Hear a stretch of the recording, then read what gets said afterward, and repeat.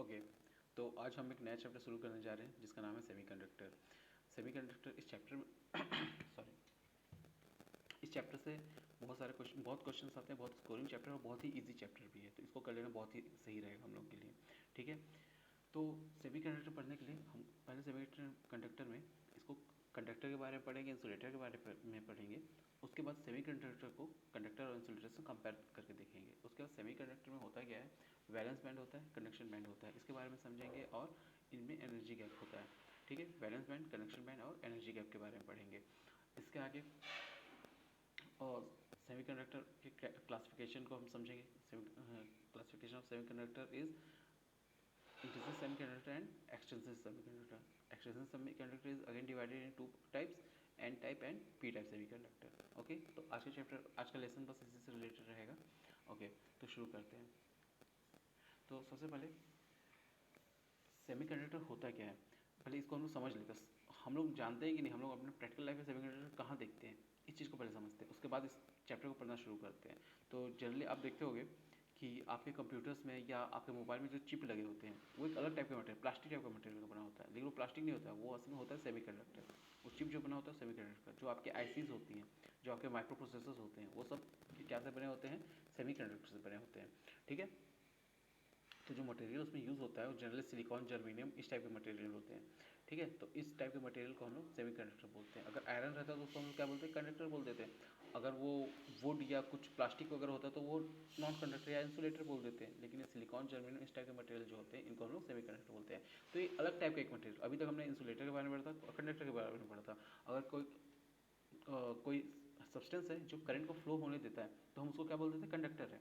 अगर कोई सब्सटेंस है करंट के फ्लो को रोकता है या नहीं होने देता है तो हम लोग उसको इंसुलेटर बोल देते हैं। बट ये सेमीकंडक्टर क्या है, ये वर्ड कहाँ से आता है, इस चीज़ को समझिए।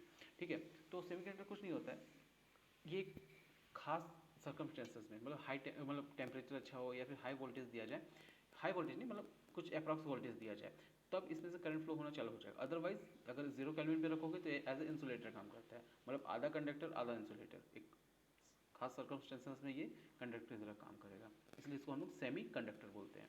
ठीक है, ओके, तो अब इसको शुरू करते हैं, इसको समझने की शुरुआत करते हैं। तो सबसे पहले इंसुलेटर क्या होता है उसमें, उसके बारे में समझते हैं। तो कोई भी मैटर अगर आप लेते हो, ठीक है, तो उसमें तीन चीज़ आपको देखने को मिलेगा, वैलेंस बैंड, कंडक्शन बैंड और एनर्जी गैप। ठीक है, अब ये वैलेंस बैंड, एनर्जी गैप, ये सब होता है क्या, इसको मैं अलग शब्दों में समझा देता हूँ, जो ज़्यादा आप लोग केमिस्ट्री में समझते रहते हो तो उससे आप लोग ज़्यादा ईजी होगा। अगर हम लोग कोई एटम लेते हैं, ठीक है, तो एटम के आउटर ऑर्बिट में कुछ इलेक्ट्रॉन्स होते हैं। ठीक है, वो आउटर ऑर्बिट में जो इलेक्ट्रॉन्स होते हैं वो या तो कोवलेंट बॉन्ड बनाते हैं या तो वहाँ से निकल के किसी दूसरे एटम में शिफ्ट हो जाते हैं। ठीक है, जिससे लास्ट जो उनके आउटर ऑर्बिट होती है वो कंप्लीट हो जाती है, इस तरह का होता है। तो अगर किसी एटम के लास्ट ऑर्बिट में कुछ इलेक्ट्रॉन्स हैं, ठीक है, और अगर वो इलेक्ट्रॉन्स तो अभी जो हैं, ठीक है, उस इलेक्ट्रॉन को हम कहेंगे वैलेंस बैंड के इलेक्ट्रॉन।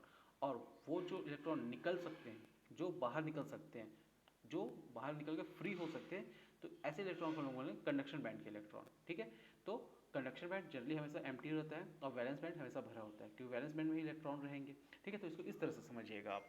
ठीक है, अब अगर हम इंसुलेटर की बात करते हैं तो इंसुलेटर में क्या होता है, कभी भी फ्री इलेक्ट्रॉन आपको नहीं मिल पाएंगे। ठीक है, मतलब कि आप अगर इंसुलेटर की बात करो तो आप वैलेंस बैंड से इलेक्ट्रॉन खींच ही नहीं सकते हो, उसके आउटर ऑर्बिट से इलेक्ट्रॉन बाहर निकल ही नहीं सकते, आप कितनी भी एनर्जी उसको दे दो। ठीक है, तो ये समझ लो कि यहाँ ये इंसुलेटर है, ये उसका बैलेंस बैंड, ये उसका कंडक्शन बैंड। अब इनके बीच की एनर्जी गैप इतनी ज़्यादा है कि आप इतनी एनर्जी दोगे तो ये हीट होकर जलने लग जाएगा, बर्न हो जाएगा। ठीक है, तो कभी भी ये इलेक्ट्रॉन एनर्जी रिसीव करके कंडक्शन वैलेंस बैंड से कंडक्शन बैंड तक नहीं पहुंच जाएंगे। क्यों, क्योंकि इसके फॉरवर्डेड एनर्जी गैप, ये जो गैप है ये फॉरवर्डेड एनर्जी गैप है 6 इलेक्ट्रॉन वोल्ट, ये बहुत ज़्यादा होती है। ठीक है, तो वैलेंस बैंड क्या होता है, bonded electrons are present in valence band. Conduction band क्या होता है, free electrons are present in conduction band. Forbidden energy gap क्या होता है, energy difference between conduction band and valence band, मतलब इन दोनों के बीच का जो डिफरेंस होता है एनर्जी का, उसी को हम लोग फॉरबिडन एनर्जी गैप बोलते हैं। अगर ये एनर्जी गैप कोई भी इलेक्ट्रॉन पार कर लेता है तो वो कंडक्शन में पार्टिसिपेट करने लगेगा, वो कंडक्शन बैंड में जा सकता है।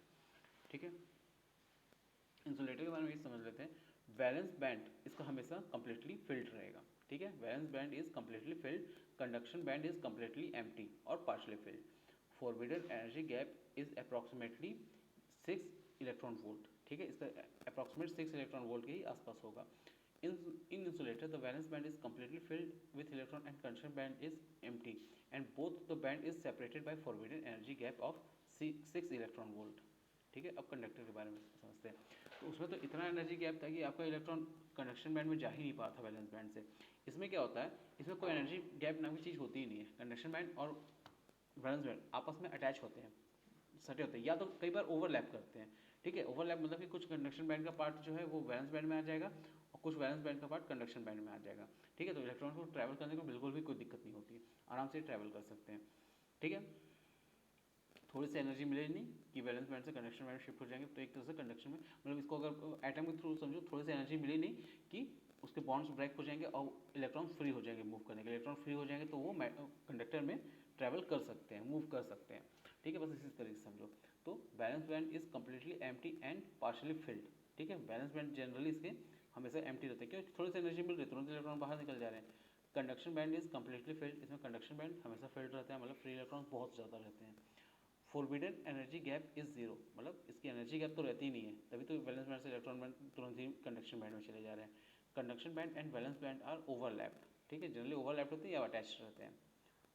इसके कंडक्टर के बारे में क्या लिखा है, a solid in which valence band and conduction band overlap is known as metal of conductor. ठीक है, जिसमें ओवरलैप करेंगे कंडक्शन बैंड और वैलेंस बैंड, वो हम लोग कंडक्टर या मेटल कहेंगे. ठीक है, तो अभी हम लोग समझ गए कंडक्टर क्या होता है, वैलेंस बैंड और कंडक्शन बैंड आपस में ओवरलैप करेंगे. इंसुलेटर क्या होता है, कंडक्शन बैंड और वैलेंस बैंड आपस में सेपरेट रहेंगे, क्योंकि भी इलेक्ट्रॉन वैलेंस बैंड से कंडक्शन बैंड में जा ही नहीं पाएंगे. अब आते हैं सेमीकंडक्टर की बारी. तो इसमें जो एनर्जी गैप रहता है इतना रहता है कि थोड़ी सी अगर आप बाहर से प्रोवाइड एनर्जी कर दो तो इलेक्ट्रॉन कंडक्शन बैंड में जा सकते हैं, लेकिन जब तक आप एनर्जी प्रोवाइड नहीं करोगे तो इलेक्ट्रॉन बैलेंस बैंड में ही पड़े रहेंगे. ठीक है, और अब थोड़ी सी एनर्जी प्रोवाइड कर रहे हो तो कंडक्शन बैंड में जा रहे हैं, मतलब कि ये फ्री इलेक्ट्रॉन प्रोवाइड कर रहे हैं, फ्री इलेक्ट्रॉन प्रोवाइड कर रहे हैं. तो अभी मतलब क्या बोलते हैं, फ्री इलेक्ट्रॉन मतलब मूव कर सकता है, एनर्जी करंट जनरेट कर सकता है.